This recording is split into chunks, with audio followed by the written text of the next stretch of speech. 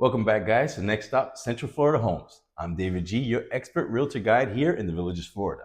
Now, today we have a special guest joining us, Mr. Scott Shannon from Neighborhood Loans, the Shannon team. Thanks for joining us, Scott. Thanks. So, Appreciate you question having me. for people who don't know who you are, Okay. let's start from the beginning. Mm-hmm. So, what got you into the mortgage industry? Sure. How long have you been doing this? And what changes have you seen from when you started to today? Oh, a lot. And that's a loaded question. So I started in this business in 2002. So what am I at? 23 years now. Yeah. So it was my first job out of college. I got into, so I've seen the business go from the heyday all the way to what it is today. So, I mean, essentially I started off in what I call like a mortgage chop shop.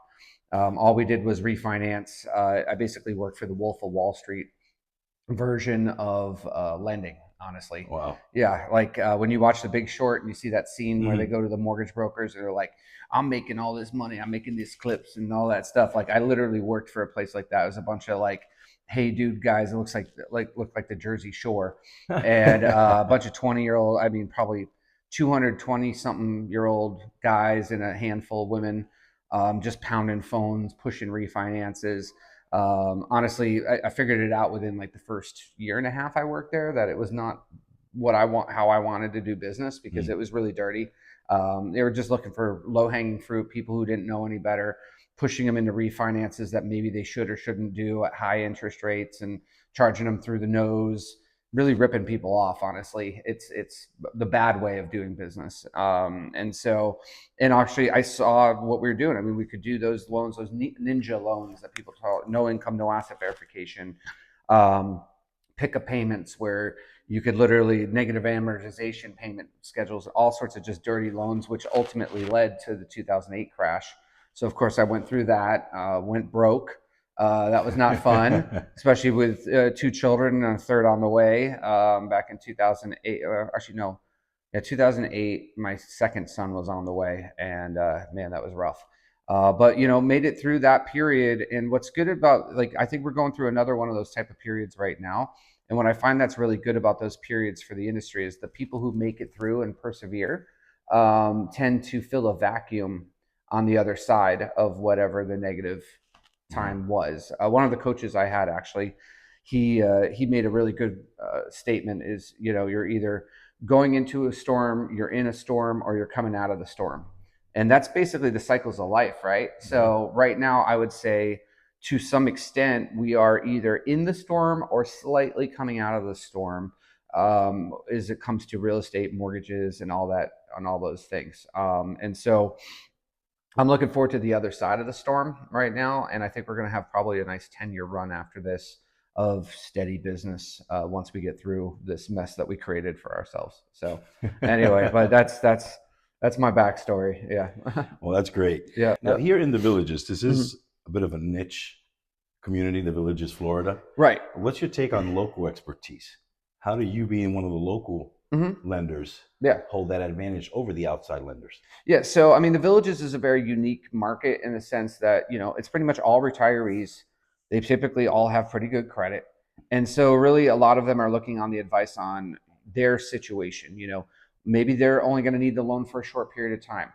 We do a lot of bridge loans in the Villages, which, bridge loan, for those of you who don't know, is I own a house right now.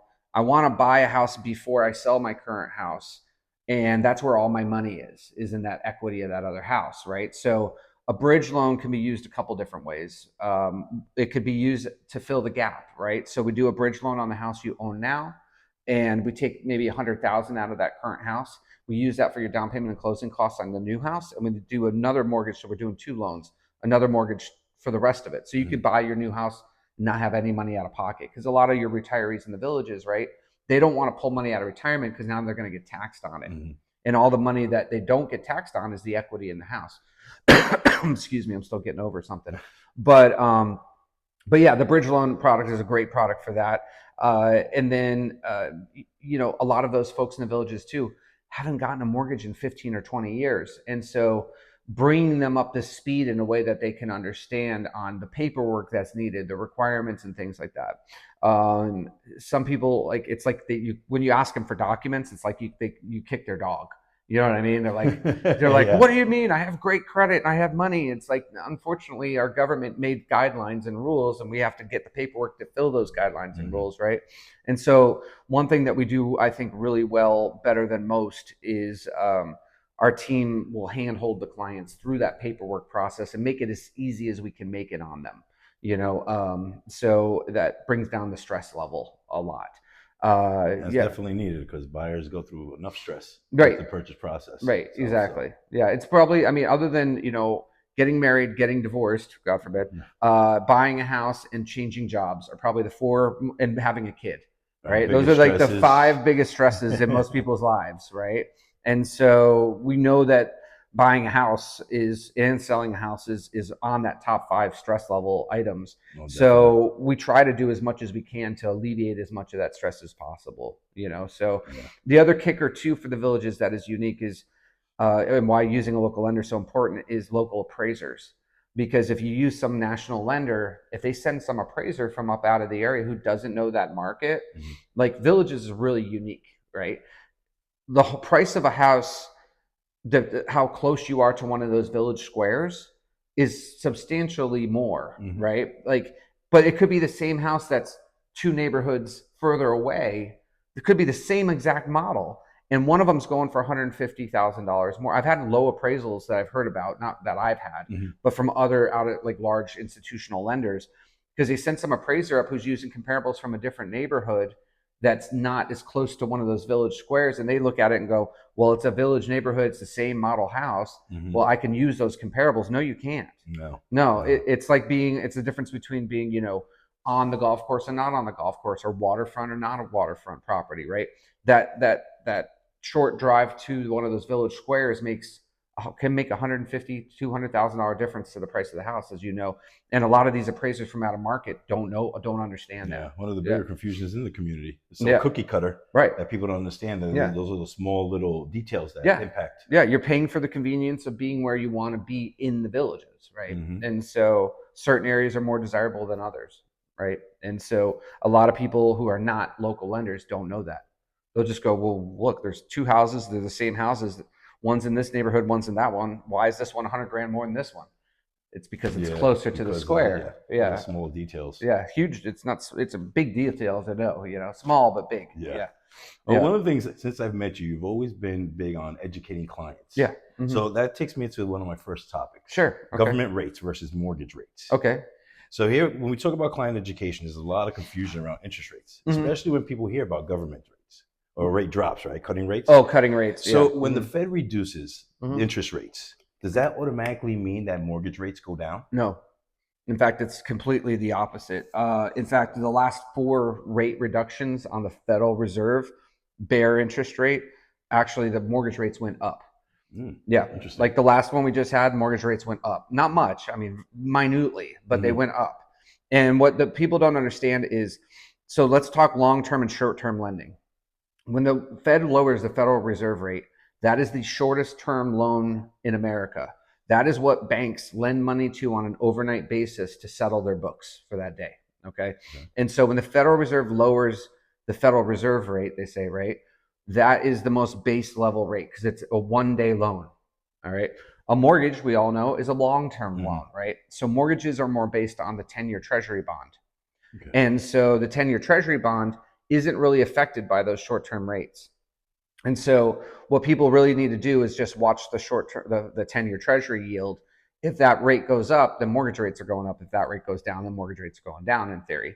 And in reality, when rates really drop, when we actually see major interest rate drops that actually move the needle, typically, and I hate to tell your audience, bad things are happening. Okay. And I'll run you back in history of all the major times that rates have dropped. Okay.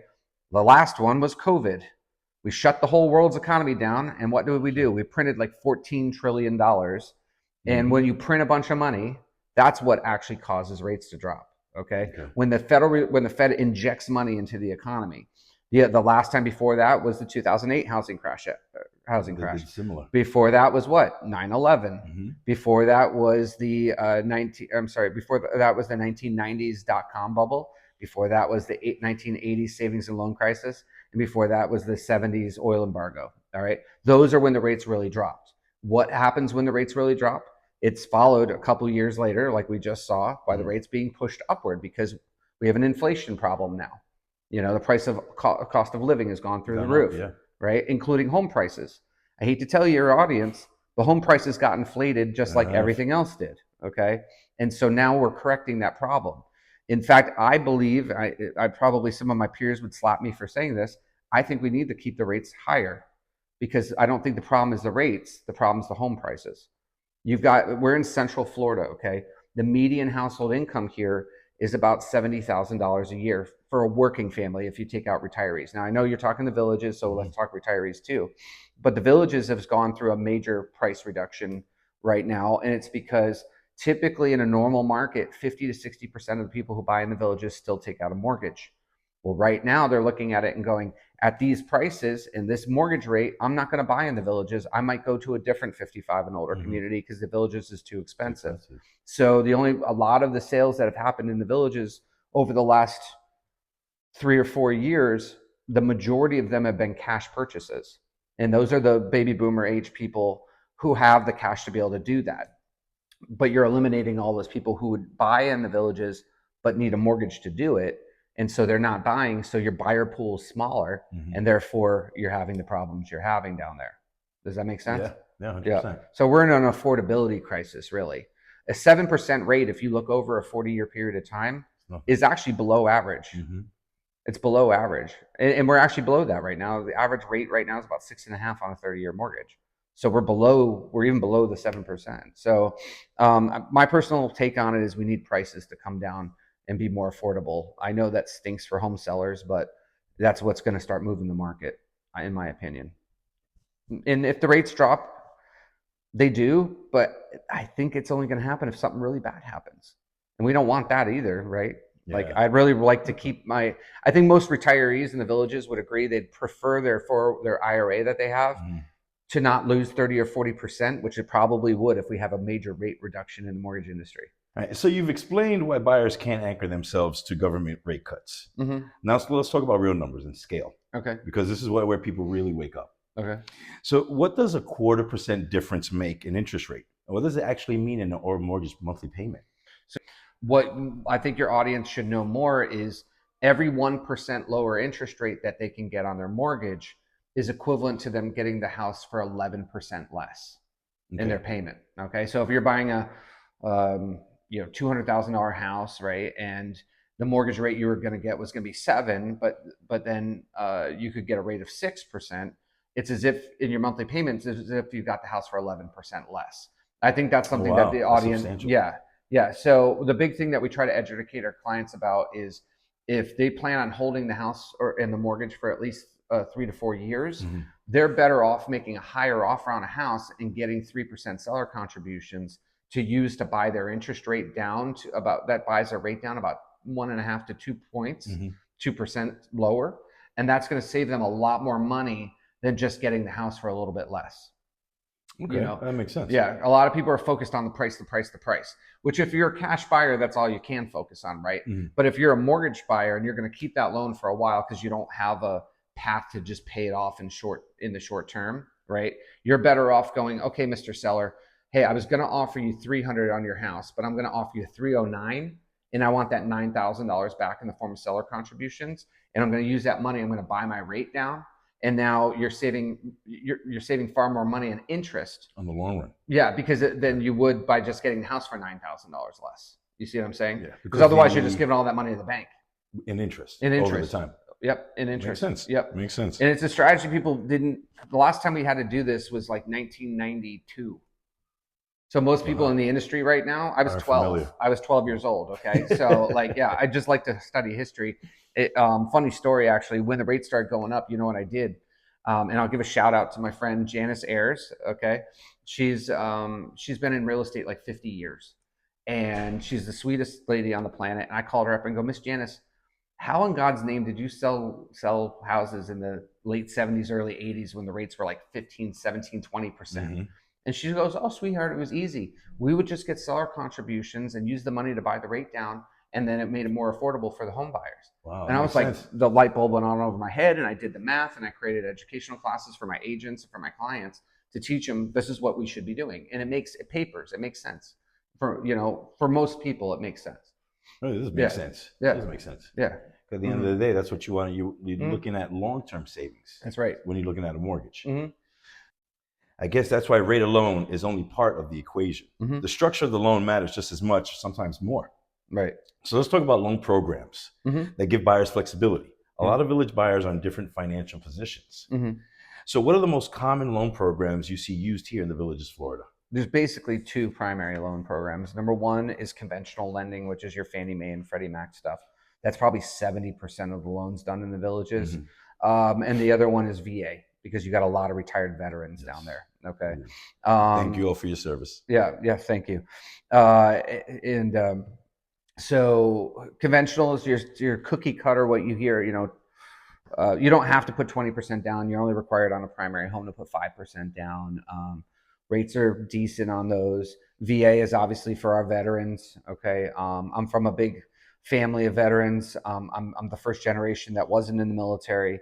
But We have that in common. I'm the only one yeah, in my immediate family. yeah. My reunions, I Yeah, got a my lot of grandfathers, my uncles, my dad, they're all, I get Vietnam era, World War II era, your so family reunions. You get heat like I get heat. what? Not too bad. Not too bad.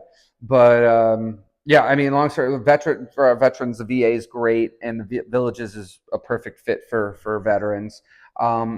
You technically can do an FHA loan down there, but most of our villagers, they're in pretty good financial situation. So FHA is really more of a first-time home buyer program. It's not typically used for retirees, although I have used it for retirees.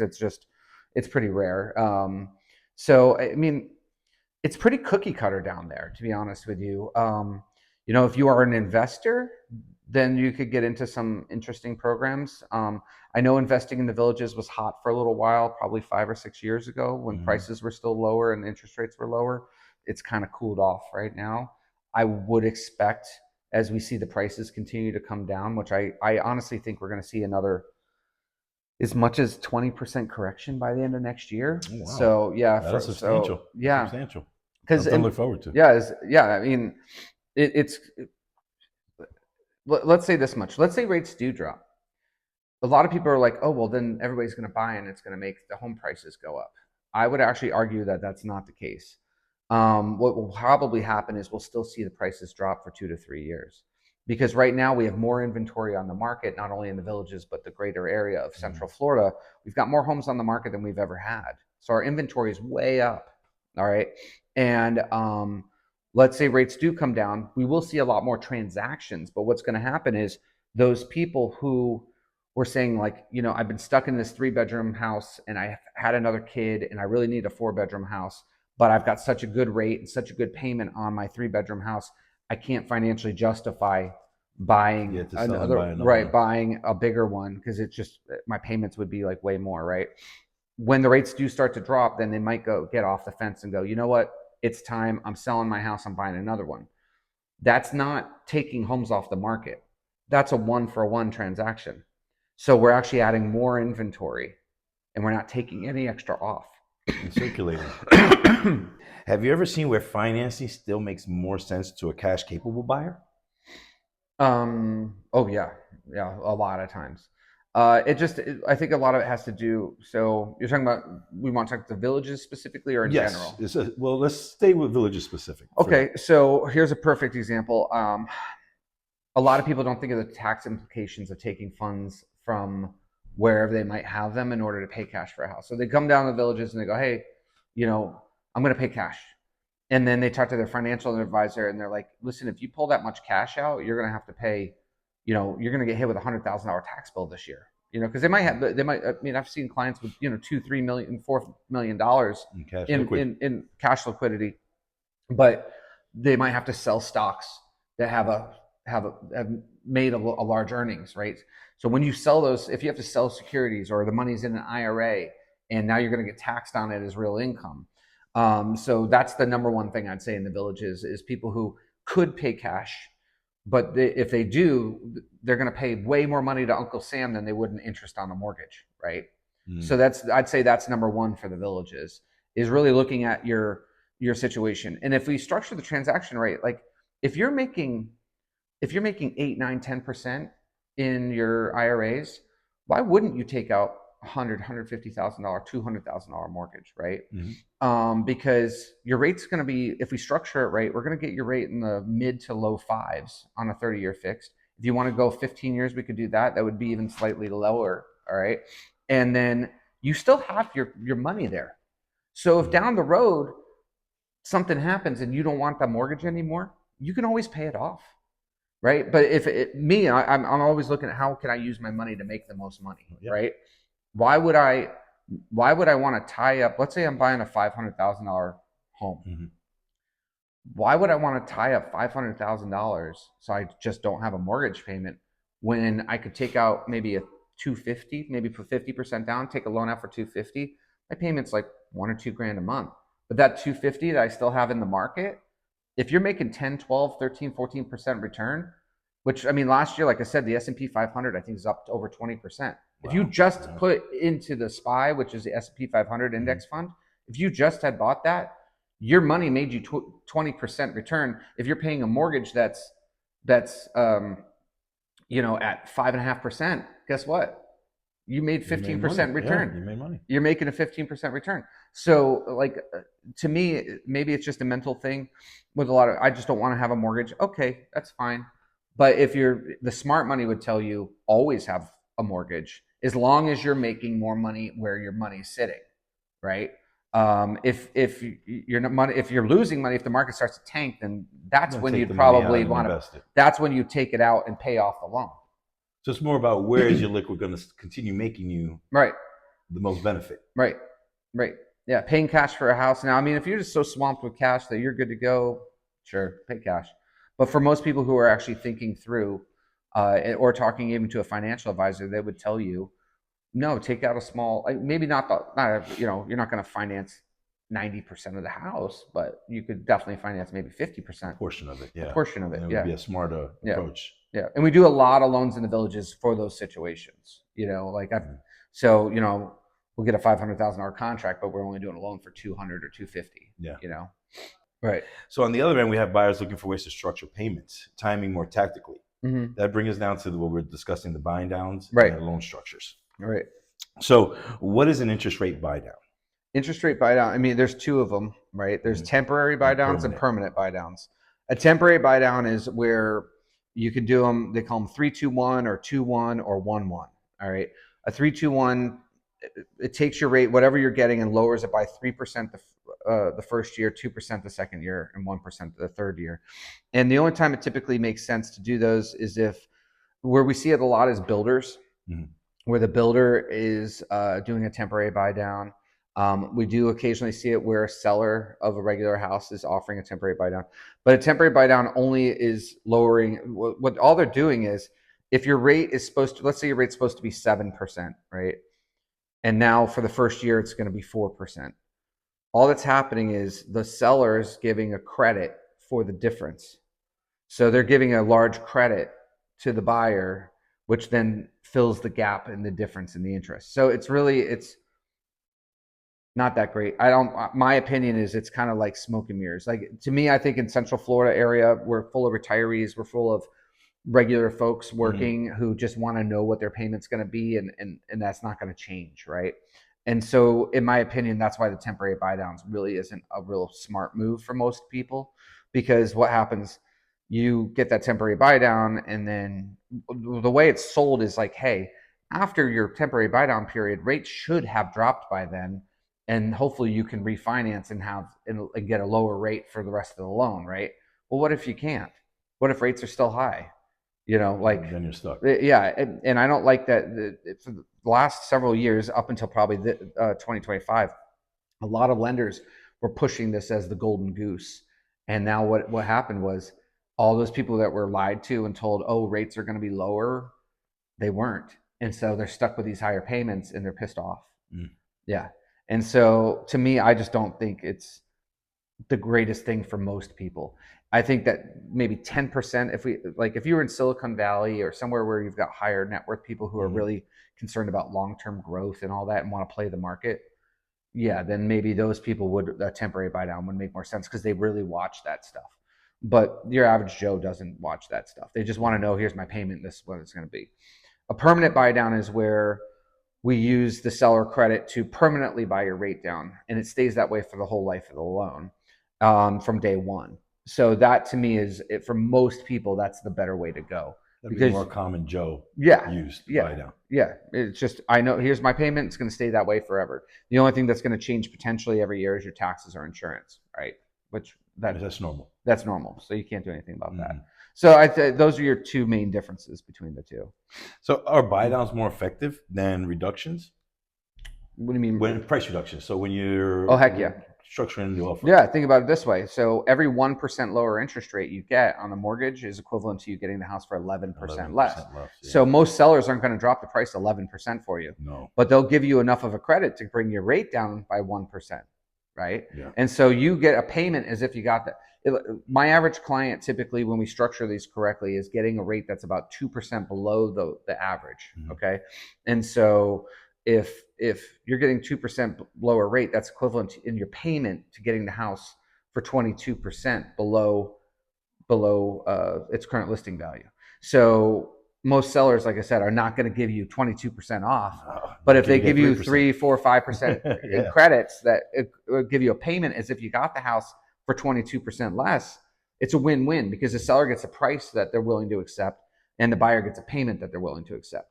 The one thing I think our real estate industry does a piss poor job in, that the car industry does a lot better job. When you go to buy a car, what do they sell you? Do they sell you on the payment or do they sell you on the price? On the payment. On the payment, right? Exactly. But our industry, for whatever reason, selling on a price. Why? You should. That's why it's so, I think, so critical that more realtors think about it that way. Because if you're partnered with a good lender, and I mean partnered, right? Mhm. When you go to a car dealership, the lender's right with there. They're right together, right? You need, every real estate agent who's worth their salt, right, has a really good lender Mhm. that they're partnered with who can do this stuff with them, because the financing, selling the house for the real estate agent, the bells and whistles and the location and all that, right? That's the car, right?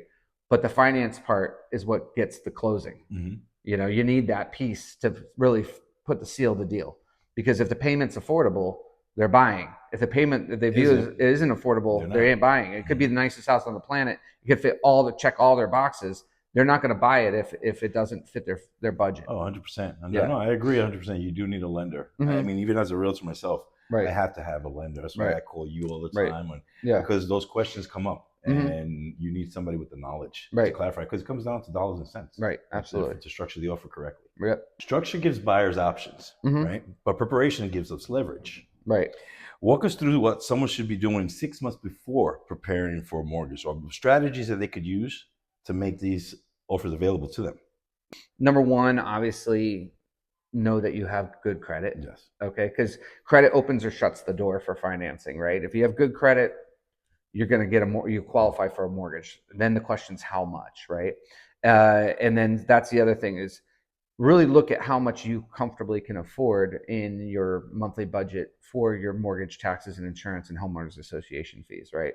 And do a little bit of calculation on today's rates and where you are and what level of homes you can afford. And then I don't think it's ever too soon to talk to a lender. I think a lot of people, the fun part of the home buying process is the house, right? You guys are the fun part. We're the mean, we're the annoying part, right? We're the necessary evil, right? But the truth is, I think if they talk to us sooner in the process, it makes your job so much easier. Oh, much easier. Because they know their budget, they know what price range, they know how much they can afford, they know if they need to push up a little bit, how much more that's going to cost them, and whether or not they actually want to do that. They have all those questions answered, right? The sad part about what I do sometimes, especially in the retiree community, in the villages too, a lot of people think that it's going to be cheaper than it is, right? They didn't realize it's got this HOA fee. They didn't realize the insurance was X amount of dollars. They didn't realize the taxes were this amount of dollars, right? And so they go, a lot of agents in the villages, I find, and I don't know why, it's crazy to me when they know that, like, you guys find out, right? Are you going to pay cash or are you going to get a Well, the mortgage? first things we find out. Right. Okay. So if you know they're going to get a mortgage and they haven't talked to a lender or done anything yet, I can't believe. I guess maybe to build rapport, maybe you show them one house at the most. But if I were me, I'd be like, look, let's get on the phone right away with my preferred lender. Let's run some numbers before we go looking at homes. Because if, let's say, you go and show them a $500,000 house and they fall in love with it, right? And they don't qualify. Well, maybe a lot of them times they do, but they don't want to, right? Then they find out, oh man, the payment's going to be how much, and they're like, oh, and now they just looked at that $500,000 house that they fell in love with, and they find out really their budget allows for 400. Well, all the $400,000 houses are going to look like crap compared to the $500,000 house, right? It's like going to the Mercedes-Benz dealership first and then going to Honda. Okay, like, yeah, you're going to see the difference right, immediately. exactly. So I mean, to me, if you're a realtor and you're just throwing people in a car and going and looking at houses before that conversation has occurred, you're setting yourself up for potential failure. Because if they end up, finding out that really their budget only allows for 400,000, then now you just you wasted your time showing them a house they can't really afford, and B, now they're disappointed, blah blah blah. They may, who knows, maybe they just forget the whole thing and move somewhere or go somewhere else, right? When if we started off with that conversation, they're looking where they should be looking right out of the gate. Does that make sense? I agree 100% because that's exactly how I go about it. I would ask them first, right, what are they looking to go for, with right, cash or finance, right, and then I would lead them towards a lender, sure, give them your contact, right, because you do need to know, you got to have a benchmark of where we're starting off with. right. So you're absolutely correct, which actually takes me to my next topic, the pre-qualification versus the pre-approval. Okay. Because we have a lot of people in the villages that aren't really familiar with the difference of the two. Okay. So explain to us the difference between the pre-qual and the pre-approval, and how does it impact sellers when you're when they're applied with the offer? Okay, there's the real difference, and then there's a lot of lenders send out only pre-approvals but don't really do a pre-approval. All right, so because a lot of people, pre-qualification technically, okay, the difference technically, a pre-qual means that you filled out an application and that based on the information on the application that you filled out, and then the lender doing a cursory, like running it through what they call desktop underwriter, which is like Fannie Mae's underwriting system, and it spits out an approval. Okay, that's a pre-qualification. Okay, because you haven't really provided any paperwork yet, and an underwriter hasn't looked at your loan. A true pre-approval is you did the loan application, you provided the documents, which is the main thing, that you provided the documents to back up your income and your assets and all that stuff. And then the loan was actually looked at and underwritten. That's a real pre-approval. Very few lenders do a real pre-approval. We do, but a lot of them will send you a pre-approval that's not really a pre-approval. And that's where you need to kind of know, maybe, like, most good realtors are gonna, if they get a pre-approval from a lender that they don't know, they're gonna call and ask a couple critical questions. You know what I mean? Did you get their bank statements? Have you verified their income? Have you run their credit report? Have you run desktop underwriter? Have you done these things? And if the answer to any of those things is no, then you don't have a pre-approval. Pre-qualification. You have a pre-qual, which, and that's why, large institutional lenders, I won't name some, but one of them, is known for this, is they're heavily online. So people fill out the information, they put down, oh, I make $5,000 a month, right? And then the documentation we get says they only make $3,000 a month. Okay. And it could be because they're counting on their Social Security that hasn't started yet, right? And then what the lender will do is say, well, I just went off of what the borrower said, and they said they're making $5,000, and now it shows they're only making $3,000, so that's not my fault. Yes, it is. The way I look at it, that's my fault. If I put my name on a letter, and that's my reputation on the line. I'm saying, hey, Mr. Real Estate Agent, go spend your gas money showing these people houses because I gave them a stamp of approval, right? So if I do that, and then it turns out that I didn't do my homework and actually verify the stuff that I based my approval on, what good am I, right? What good am I? I'm horrible, And so many lenders, these, big banks and stuff like that, they have people sitting in a call center that are trained just enough to fill out that application, and then they'll end up getting denials on people. Now, it doesn't happen all the time, right? But they'll end up denying somebody, and their answer will be, "Well, they didn't tell me this." Well, why didn't you ask? You know what I mean? And the answer for most of the time is because the person who took that application wasn't trained well enough on what to ask. I want to ask. Yeah. Questions needed. Mm-hmm. Yeah. So it's safe to say the pre-qual is more of a surface level Very qualification, where the Right. pre-approval is more in depth, more Right. informative. And it all depends on who you get it from. Now, Some people, knowing and trusting the people you're getting it from is the most critical thing. Now, and from a lender's perspective, you see a lot of lenders, they send a pre-approval, but it's really a pre-qualification. Sure. Isn't that a lender kind of shooting himself in the foot? Because you could be pre-qualified, moving forward with the loan, you don't get approved. Right. Because I've seen that. Oh yeah, happens all the time. Yeah. I mean, of course, yes, they are. That's exactly what I'm saying. It's reputational risk. I mean, if you're not going to do your homework and you're going to put your name on a letter and tell people to go look for a house, and the worst part about it too is, let's say they go under contract using that letter, and then they pay for a home inspection and appraisal and all this stuff, and then they find out they're not qualified and get denied. They're out $1,500, $2,000, $2,500, and they can't get that money back. So now, what do you tell buyers when they're seeking the pre-approval, the pre-qual? Do they specifically request the pre-approval? No, most people don't know the difference. Yeah, they should. They should request it. The sad part is, if the lender does not push the person to provide the paperwork, then what you get is what you get. You know what I mean? And so, because a lot of lenders are focused on just get the letter out. If I have any doubt about the applicant, some people I don't need to do much, right? If you're retired and you got $3 million in the bank, and you like your Social Security, everybody knows how much they get for the Social Security. Everybody knows how much they get for their pension. Those are fairly easy loans to qualify. Like if they give me a number, like I get $5,326 for my pension, right? And I get $2,328 for my Social Security. I know that information is accurate. I know the document's going to come in to back that up. I don't really need to verify that up front. You know what I mean? It's more when it's income generated. Yeah, it's like if I'm still working and things like that, or if I'm self-employed, those are the more ones where we got to hit pause and get the paperwork more often. Because it varies. It can vary. Right, it can vary. Yeah. The more we see it more with assets, where the client will say, "Hey, I've got $200,000 in the bank," when they're retired, and one extra question we'll ask them is, besides your income you gave me, have you made any other deposits into your bank's account in the last 90 days?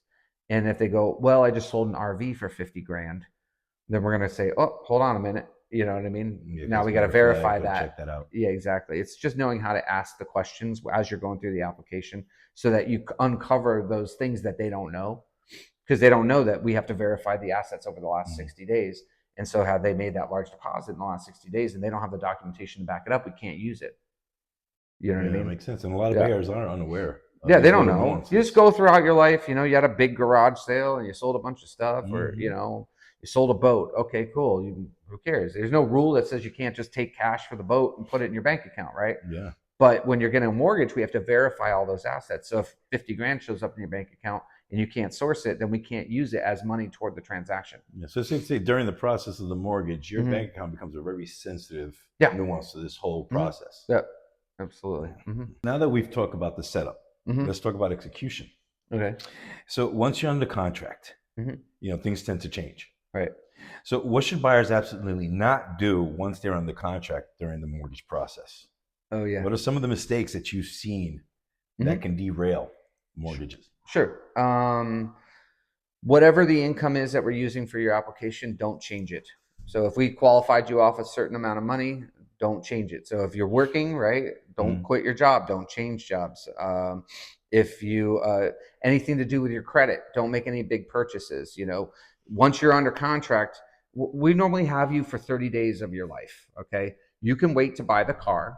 There's always or the furniture. There's always a sale. I'm sorry, but there's always a sale. Okay, or if you find that perfect car or those perfect furnitures, most of the time you can maybe make $100 deposit and they'll honor the sale price, right? And then you can buy it after your closing. I'll give you a famous story of mine. I had a guy, I think his name is John or Jim. this is like a decade ago now, but it still was. He and I had a good relationship. He would laugh. He was a veteran. And he and I would goof on each other every time we talked. But he we're 2 or 3 days from closing now. What a lot of people don't realize is lenders have this thing running. We're required to have this thing running in the background as we're doing a mortgage for somebody. It's called a UWM or something report. I can't remember what it's called, but it's it's monitoring your credit while we're doing the mortgage. Okay. And if you continuously all the way up till closing. Okay. All the way up to the day you close. All right. So you could even sign in at 3 o'clock, like you signed at 2 o'clock, and at 3 o'clock, it's still there. Okay. So all the way up until the day you close. So the day after, you're free to do whatever you want. Okay. But the day of closing, all the way up to the day of closing matters. And so John, let's call him, I see up pops this thing. It says he had an inquiry on his credit from Chevy. All right. And I was like, son of a bitch. And I called him up and I go, John, why is there an inquiry on your credit from Chevy? He's like, Scott, you wouldn't believe it. Now, this is the Corvette that came out, not the most recent one with the rear engine, but the one before that, the Stingray that came out before. And he's a big Corvette guy. He's like, I just saw it. I had to have it. And I'm like, bro, I'm like, is it, obviously you took a loan for this thing? He goes, yeah. I'm like, how much is the payment, man? And he made good money, but he was tight on his ratios. He was buying a nice house, and he's like, it's $1,200 a month. I'm like, dude, I hope you can live in your car because you're not closing on your house tomorrow. You're supposed to close on the house the next day. He goes, what? Wow. He goes, what do you mean? What do you mean? And I go, I'm not kidding. Like, I hope you can live in the car because you can't buy the house anymore. Your debt ratio just got blown out of the water. And he goes, oh my God, what do I got to do? I'm like, you got to get rid of the car loan. And so, long story short, he took the car back to the dealership. And he had to pay him $10,000 to take the car back because the moment you roll off now it's a used car. It's a used car now. It's not a new car anymore. Wow. And so he had to pay him $10,000. Fortunately, the dealership made a deal with him where he would buy it back after closing. But on paper, he couldn't own the car, have the loan. So he did. He had to go back, get rid of the car, and then we were able to close the house. And then he went back and bought the car back. Wow. And he lost like $5,000 or $10,000 or something. He lost some money on it. Talk about the edge of your seat, right? The day before closing. Yep. Yeah. Sure, some news that no buyers want to hear. Yeah, so that's the biggest thing is don't do anything that'll affect your credit. The other one is don't move money around. That drives us lenders crazy, and it'll drive you crazy because during that process, any money you move that we need for the transaction, we have to source where it came from and where it went, right? So if you're moving money from here to there or pulling money from other accounts, now we got to get more account statements. We're just creating more paperwork, more headache for you, the consumer, that we don't want to create. So like if we let's leave everything where it is, close, and then you can move whatever you want around. But it's really mostly don't mess with your credit, don't buy anything, don't take anything on credit, don't mess with your assets, don't change your job. Those are the most critical things. Don't do anything that has to do with money related with your accounts for 30 to 45 days. Well, and here's the thing, don't just call us first. No, seriously. And most, especially in the villages, most of these people are pretty well in good shape. They could buy the furniture and it won't hurt them, right? But if you tell us, we're good. Just tell us, because if you're right on the fence or there's something funky with your situation that all of a sudden now you push your debt ratio up and you don't qualify, then you can mess yourself up. And so it's better to just call before you take the poison pill. Than just taking the poison pill because you don't know. And we need to see what happens after. Right, exactly. So once the process is underway, the next piece is leverage. How the quality of the application and the lender involvement actually impacts the strength of the buyer's offer. Let's talk about that. Walk me through, what is it like to work with you through this process?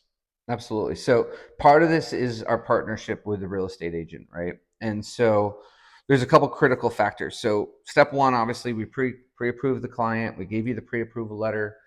If we're doing a rate buy down or something like that, which we're doing 90% of the time, okay, we're going over that process with the agent and we're explaining to them, the next step. The next piece is when you're making the offer on the house, it helps to, let's say we give the pre-approval and a couple of weeks go by, right? They start looking at houses. On week 2 or 3, they find the perfect house. You need to pause for a second and say, okay, before we make the offer, let's call the lender back and structure our offer specific to this house. Because a lot of times it's like, okay, we pre-approved them for $300,000 and they're just going out and then they make their offer and that critical conversation never happened between that one last conversation before they made the offer, Mm-hmm. and maybe they didn't get the concessions we needed to get the lower rate, or we also like to call the listing agent when the offer is being made, because trust me, the listing agents like to hear from the lender. If we proactively reach out and say, hey, my borrowers, the Smiths, are making an offer on your house today. I just want to let you know we are asking for some concessions. I want you to know it's just because we're using it to get them a better rate, which saves them a ton of money. It's not because they need it. They're super qualified. So it has nothing. A lot of people view seller concessions as like a negative thing, like that, like these people aren't well qualified. No, in this No. market, seller concessions Mm-hmm. are a smart financial move for most buyers, because it allows for that buyer to get a much lower interest rate than Mm-hmm. they would be able to get on their own. More of a tool Yeah, used. it's a tool. Exactly. So we send out a little love letter with what we give to you. Mm-hmm. We send a little love letter to the seller that explains to them why we're doing this. And I've had multiple listing agents call up and say that letter was the difference between us accepting your offer or not. I'm really glad you sent it. Or we had the conversation, call the listing agent. We say, hey, Smiths are putting an offer and I wanted to let you know about this. But that extra step, lots of times, brings the deal together that helps. And if you guys just make the offer without us even having that last conversation, we missed that critical step to Mm-hmm. help get that deal to come together. Does that make sense? Yeah, absolutely. I mean, Yeah. as a listing agent myself, I typically 99% of the time contact the Mhm. lender or have communication with the lender throughout the process Right. as well. But how many lenders call you at the time the offer's being made? Not many. It's Not usually many. I call them. Exactly. Right. Yeah, Exactly. But how yeah. much better would you feel when the lender calls you? Oh, a lot more confident in Right. their lending. Right. Exactly. Like, it just shows that you know what you're doing. Right. And also It to shows show you're that they have, professional. yeah, they're very thorough. Right. It shows the detail. Mm-hmm. Yeah. So those are kind of the critical steps where, because at the end of the day, we lenders need you guys in the real estate industry, and you need us. A lot of people are like, think that at the end of you're gonna deal with a lender one way or the other in the real estate business, right? If you're real estate, you're gonna end up dealing with a lender you know, love, and trust, or you're gonna deal with somebody you don't know at all, Mm-hmm. right? Most of the time, the problems you have are with the ones you don't You know at don't all. know. Exactly. And so the more often that you can connect it with somebody local that you know, love, and trust, the more chances are that everything comes out nicely, right? So that's kind of it. Well, I'm a big advocate for local vendors, local Mm-hmm. services, just Sure. because we're familiar with the community here in the Right. Villages, Florida, Right. and it's such a niche community Mm-hmm. that when you're not familiar, that can create headaches. Right. So a lot of the times when I have buyers that use online Mm-hmm. lenders, that can become a big nuance. Well, Scott, man, I really appreciate the information and the insight you shared with us today. I'm sure you've clarified a lot of confusion for a lot of the buyers out there Good. about the mortgage process. As we wrap things up, where should people go if they want to contact you and continue this conversation? Absolutely. So it's pretty simple to get in touch with us. Our main office number is 352-282-3020. Once again, that's 352-282-3020. You can also find us on all of our social media at The Shannon Team. And we're on Facebook, Instagram, YouTube, everywhere. You can also find us online at just looking up Scott Shannon Mortgage. Just Google search Scott Shannon Mortgage and you will find us. So anyway, hope to be helping a lot of you folks in the near future. Well, folks, today wasn't about predicting rates or timing the market. It was about understanding how the process or the mortgage process actually works and why preparation, structure, and the right guidance matters more than headlines. If this conversation was helpful and brought clarity, like, share, and subscribe below. And take the next step with intention, not urgency. Thanks everybody for joining us, and we'll see you on the next one.